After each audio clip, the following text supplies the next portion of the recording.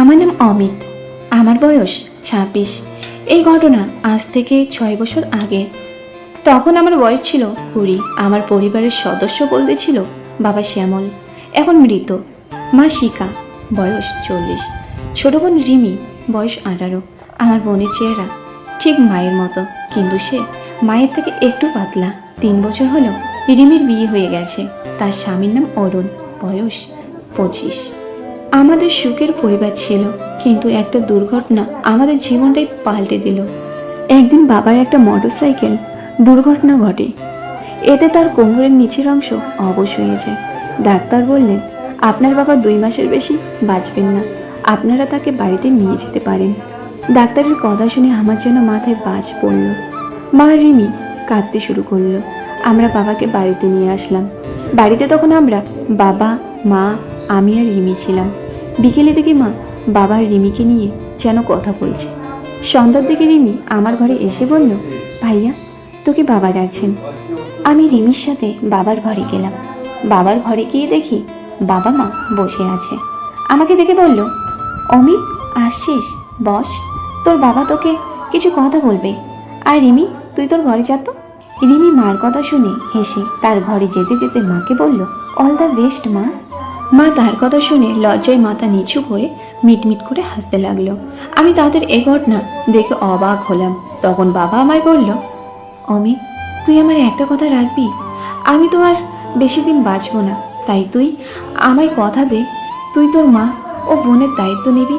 তোর মা আর বোন যেন কোনো কিছুর অভাব না বোঝে, বিশেষ করে তোর মা। আমি চলে যাওয়ার পর সে একা হয়ে যাবে, তাই আমার অভাব তাকে কখনো বুঝতে দিবি না, কথা দে।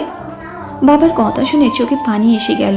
আমি বাবার হাত ধরে তাকে বললাম, আমি জানি এটা আমার দায়িত্ব, আমি কথা দিচ্ছি মায়ের কখনো থাকা খাওয়ার অভাব হবে না, আর রিমির পড়ার আর বিয়ের দায়িত্বও আমার। আমার কথা শুনে বাবার মুখে হাসি দেখতে পেলাম, আর সে বলল, সবই ঠিক আছে, কিন্তু আমি তোর উপর আরো বড় দায়িত্ব দিতে চাই। দেখ, তোর মৃত পথযাত্রীর বাপকে হতাশ করিস না। শিখা তোর মা, এখন আমার জায়গা তোকে নিতে হবে। মানে এখন থেকে তুই শিখার ছেলের পাশাপাশি স্বামীরও দায়িত্ব পালন করবি।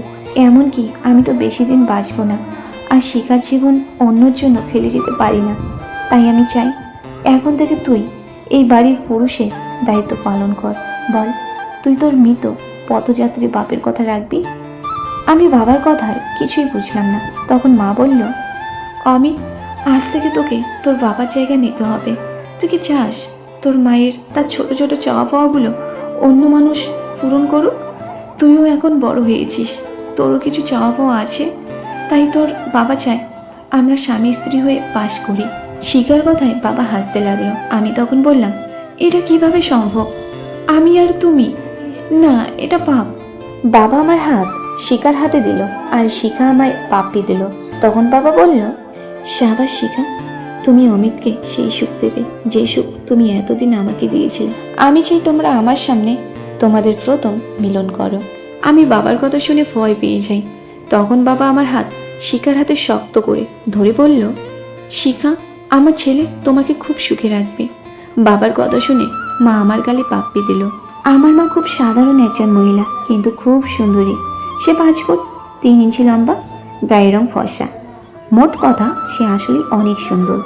আমার বাবা নিজেই আমাকে মাকে বিয়ের প্রস্তাব বলছে। বাবা বললেন, অমিত তোর মাকে ভালোভাবে রাখিস, আর তোর মাও তোকে এত সুখ দিবে যে তুই সারা জীবন মনে রাখবি। আমি বুঝতে পারলাম যে আমাকে। বাবা তখন আমাদের দেখে বলল, সাব্বাস অমিত, আজই আমি তোদের বিয়ে দেব, আর আজই হবে তোদের বাসর রাত। আমি বাবার কথা শুনে অবাক হয়ে বললাম, বিয়ে? বাবা বললেন, কেন, কি সমস্যা? তুই কি শিখাকে বিয়ে করতে চাস না?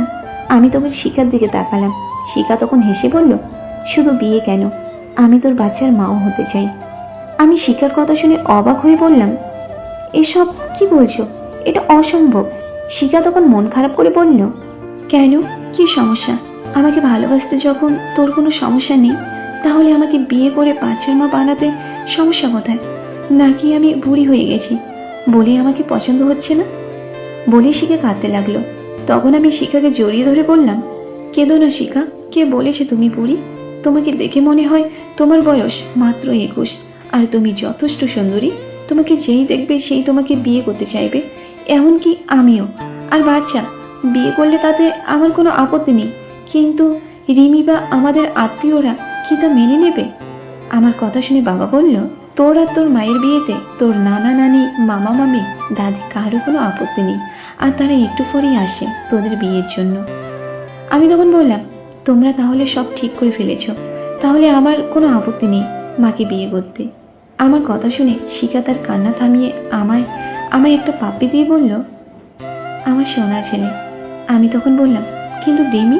শিখা তখন বলল, তার মুখই শুনিলে তার কথা। বলে শিখা রিমিকে ডাক দিল। শিখার ডাক শুনে রিমি ঘরে এসে বলল, দাদা আমি সব জানি, মাকে আমার ভাবি হিসাবে মেনে নিতে কোনো আপত্তি নেই। আমি চাই মা আর তুই সবসময় সুখে থাক। রিমির কথা শুনে আমি খুশি হলাম, কারণ না চাইতেই আমার ইচ্ছা পূরণ হতে চলেছে। আমি বললাম, ঠিক আছে, আমি রাজি। তা বিয়ে কবে? বাবা বলল, বিয়ে আজ সন্ধ্যায়, আর বাসর হবে আজ রাতেই। আমরা কথা বলছি, এমন সময় নানা নানি, মামা মামি আর দাদি চলে আসলো। সবাই এসে প্রথমে বাবার সাথে কথা বলল, তারপর নানি আর দাদি মায়ের সাথে কথা বলতে লাগলো।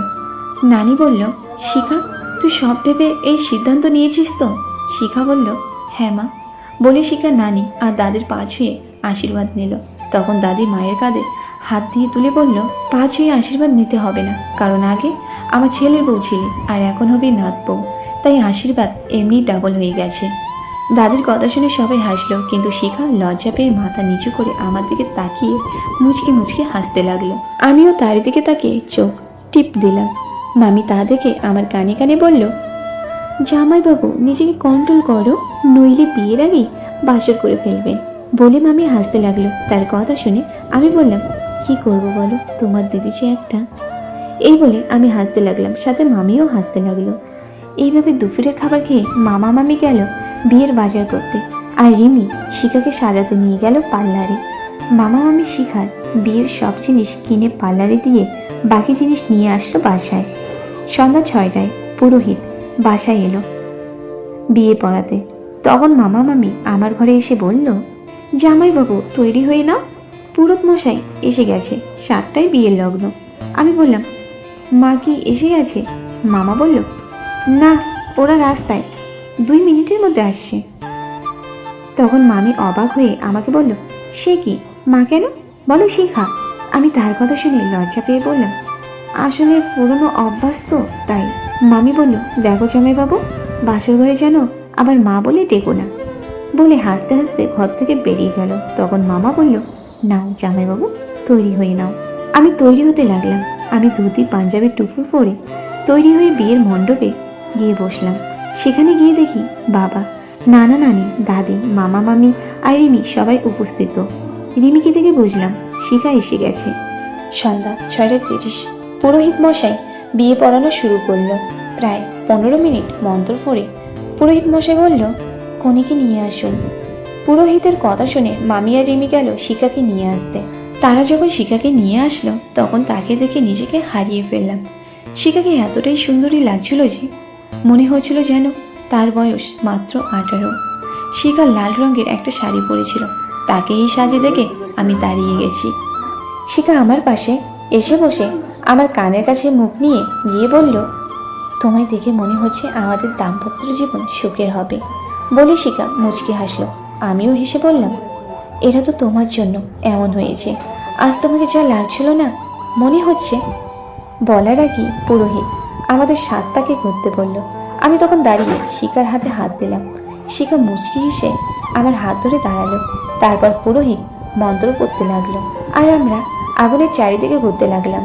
আর পরিবারের সবাই আমাদের উপর ফুলের পাপড়ি ছেটাতে লাগলো। 7 পাকে ঘোরা শেষ করে আমরা আবার পুরোহিতের সামনে বসে পড়লাম। আমরা একে অপরকে দেখছি আর মুচকি হাসছি। এদিকে পুরোহিত আরো কিছু মন্ত্র পড়ে আমাকে শিখার গলায় মঙ্গলসূত্র পরাতে বলল। মামি তখন আমাকে মঙ্গলসূত্রটা দিল, আর আমি তা শিখার গলায় পরিয়ে দিলাম। এবার পুরোহিত শিখাকে সিঁদুর পরিয়ে দিতে বলল। আমি শিখার সিঁথিতে সিঁদুর লাগিয়ে দিতেই আমার শরীরে একটা শিহরণ বয়ে গেল, আর আমার মনটা এতটাই ভালো হয়ে গেল যে মনে হতে লাগলো যেন শিখার সাথে বাসর শুরু করে দিই। তখনই পুরোহিত বলল, আপনাদের বিয়ে হয়ে গেছে, আজ থেকে আপনারা হিন্দু শাস্ত্র মতে স্বামী স্ত্রী। তখন শিখা আমার দিকে তাকিয়ে হাসলো। তারপর আমরা উঠে দাঁড়িয়ে প্রথমে পুরোহিত মশাইকে পা ধরে প্রণাম করলাম। পুরোহিত মশাই বলল, সুখী হও, সারা জীবন একসাথে থাকো।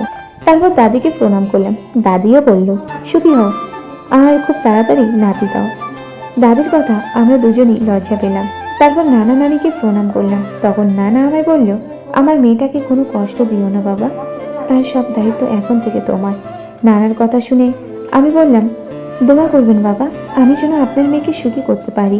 আমার মুখে বাবা ডাক শুনে নানা খুব খুশি হলো, শিখা আর নানিও খুব খুশি হলো। তারপর আমি আর শিখা বাবাকে প্রণাম করলাম। বাবা তখন আমার হাত ধরে মায়ের হাতে দিয়ে বলল, অমিত বাবা, শিখা এখন থেকে তোর স্ত্রী, তার সকল কিছুর দায়িত্ব এখন থেকে তোর। তুই তাকে কখনো দুঃখ দিস না, সে শুধু একটু ভালোবাসার কাঙ্গাল। আমি তখন বললাম, তুমি চিন্তা করো না বাবা, আমি তাকে কোনোদিনও কোনো দুঃখ দেব না। তখন বাবা বললেন, শিখা, তুমি যেমন আমাকে সুখ দিয়েছিলে ঠিক তেমনই আমার ছেলেটাকেও সুখী করো। শিখা তখন বললেন, আমার জন্য দোয়া করবেন, আমি যেন আপনার ছেলেকে সব সুখ দিতে পারি। বাবা তখন বললেন, আমার দোয়া তোমাদের উপর সব সময় থাকবে। তখন রিমি এসে শিখাকে জড়িয়ে ধরে বলল, অভিনন্দন বৌদি। আর আমার দিকে তাকিয়ে বলল, অভিনন্দন দাদা। আমরা দুজন একসাথে তাকে ধন্যবাদ জানালাম। তখন মামা মামিও এসে আমাদের অভিনন্দন জানালো। তারপর আমরা সকলে রাতের খাবার খেতে লাগলাম। এদিকে মামি আর রিমি আমার ঘরে ফুল দিয়ে বাসরের জন্য সাজালো। সকলের খাওয়া শেষ হলো মামি আর রিমি শিখাকে নিয়ে বাসর ঘরে ঢুকলো। তখন বাবা আমাকে তার ঘরে ডেকে বলল, অমিত, শিখার সাথে আসতো বাসর রাত। আমি চাই তুই শিখাকে এমন ভালোবাসা দিবি যাতে কাল সে কথা আমার কান পর্যন্ত আসে। আর আমি তো আর তোদের বাচ্চাকে দেখে যেতে পারবো না, তাই আমি চাই আমার মরার আগে তুই বাচ্চা নে। আমি বললাম, দোয়া করো আমি যাতে তোমার শেষ ইচ্ছা পূরণ করতে পারি। বাবা তখন বলল, আমার আশীর্বাদ সবসময় তোদের সাথে থাকবে। এমন সময় বোন এসে বলল, চল দাদা, বৌদি তোর জন্য বাসর ঘরে বসে আছে। বাবার সামনে রিমি এমন কথা শুনে লজ্জা পেলাম। তখন বাবা বলল, যা, বৌমা তোর জন্য বসে আছে। তখন আমি বাবার পা ছুঁয়ে আশীর্বাদ নিয়ে আমার ঘরের দিকে যেতে লাগলাম। আমি আমার ঘরে ঢুকবো, এমন সময় মামি আর রিমি আমার পথ আগলে দাঁড়িয়ে বলল, জামাইবাবু, ঘরে ঢুকতে হলে আমাদের খুশি করতে হবে। আমি মামির কথার মানে বুঝতে পেরে পকেট থেকে 2000 টাকা বের করে তার হাতে দিলাম। টাকা পেয়ে মামি তখন বলল, এখন আপনি যেতে পারেন জামাইবাবু, আর হ্যাঁ, দিদিকে বেশি কষ্ট দেবেন না বলে হাসতে হাসতে রিমিকে নিয়ে চলে গেল। আমিও হেসে আমার ঘরে ঢুকে দরজা লাগিয়ে দিলাম। ঠিক তখনই শিখা এসে আমার পা ছুঁতে লাগলো। আমি তখন তাকে তাড়াতাড়ি উঠিয়ে বুকের সাথে জড়িয়ে নিয়ে বললাম, কি করো শিখা? তোমার স্থান পায়ে না, তোমার স্থান আমার বুকে। আমার কথা শুনে শিখা মুচকি হেসে টেবিল থেকে 1 গ্লাস জুস আমাকে দিয়ে বলল, অর্ধেক খেয়ে আমাকে দিন। আর হ্যাঁ, এখন থেকে আমাকে মা বলে ডাকবেন না, আমাকে আমার নাম ধরে ডাকবেন। আমি বললাম, ঠিক আছে আমার জান, আমার শিখা। আমি অর্ধেক জুস খেয়ে শিখাকে দিলাম। শিখা পুরোটা শেষ করে আমার সামনে মাথা নিচু করে দাঁড়িয়ে থাকলো। আমি বুঝতে পারলাম যে যা কিছু করতে হবে তা আমাকেই করতে হবে। শিখা হঠাৎ এসব হওয়ায় ভয় পেয়ে জড়িয়ে ধরল। আমি এই কাজটা করলাম কারণ শিখা আর আমি আগে থেকে এসবের জন্য প্রস্তুত ছিলাম। আমি বললাম, কি সুন্দর তুমি, আমি বিশ্বাস করতে পারছি না যে এখন থেকে এসবের মালিক আমি। শিখা এসে বলল, আপনার পছন্দ হয়েছে? আমি বললাম, হবে না, মনে হচ্ছে যেন অপ্সরা। শিখা আমার জান, তোমার ভালো লাগছে তো? শিখা তখন আমার গালে একটা পাপ্পি দিল আর বলল, এত সুখ আমি আমার জীবনে প্রথম পেলাম। তুমি যে সুখ দিলে, তুমি এভাবে আমায় সারা জীবন ভালোবাসা দিলে না জানি কত সুখ পাবো। ওইদিকে দরজার বাইরে মামি আর রিমির হাসাহাসি চলতে থাকলো। এভাবেই অনেক সময় পার হয়ে গেল। আমাদের দিন সুখে কাটতে লাগলো। আমাদের বিয়ের 1 মাস পর শিখা মা আর আমি বাবা হতে যাচ্ছি। এতে বাবা, রিমি, মামা মামি সবাই খুব খুশি হলো। শিখার বাচ্চা হওয়ার 1 মাস পর বাবা মারা গেল। এতে আমরা খুব দুঃখ পেলাম। এভাবেই 9 মাস পর শিখা আমার ছেলের জন্ম দেয়।